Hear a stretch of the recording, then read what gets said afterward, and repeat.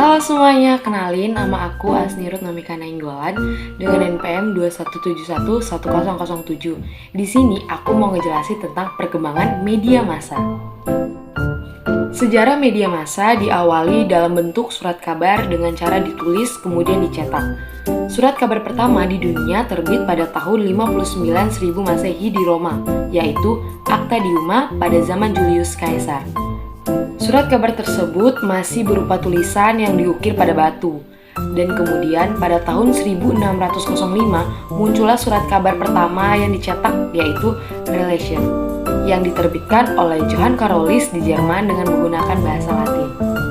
Seiring dengan perkembangan zaman dan teknologi semakin maju, percetakan mulai berkembang, lalu muncul media baru dalam bentuk majalah yang hadir untuk menutupi kekurangan yang ada dalam surat kabar.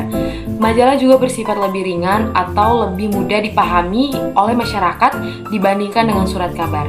Seiring perkembangan teknologi, media cetak mulai meredup dan orang-orang beralih ke media online. Beberapa tabloid, majalah, dan koran nasional satu persatu berhenti cetak dan meninggalkan pelanggan setianya.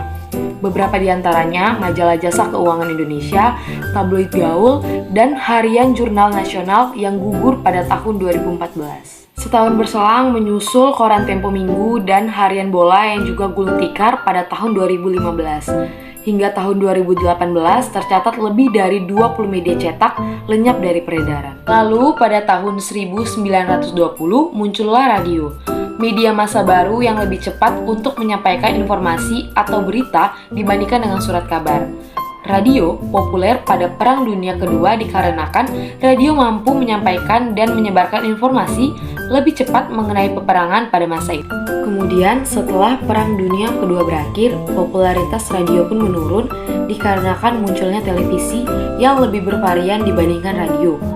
Karena televisi tidak hanya menampilkan suara saja, melainkan suara dan gambar, walaupun pada masa itu televisi masih berwarna hitam dan putih. Siaran televisi berwarna mulai berkembang pada tahun 1967 hingga saat ini. Bahkan sekarang televisi ukurannya lebih tipis dan ringan dibandingkan pada zaman dulu. Gambarnya pun sangat jernih dan halus. Setelah televisi muncul lagi media baru, yaitu internet, yang menggeser popularitas media-media lainnya yang saat ini sedang populer di kalangan remaja. Internet memudahkan penggunanya untuk mengakses, menjangkau dengan lebih cepat dan luas dibandingkan media lainnya, sehingga menarik media lainnya untuk berkembang dan maju lagi ke dalam versi online agar lebih mudah, praktis, tidak mudah punah dan hilang.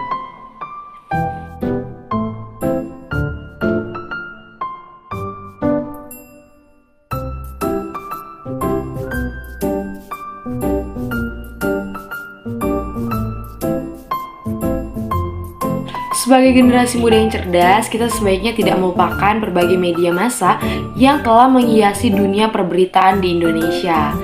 Demikian materi yang dapat saya sampaikan. Apabila ada kata yang salah, saya mohon maaf. Saya akhiri, terima kasih. Dadah!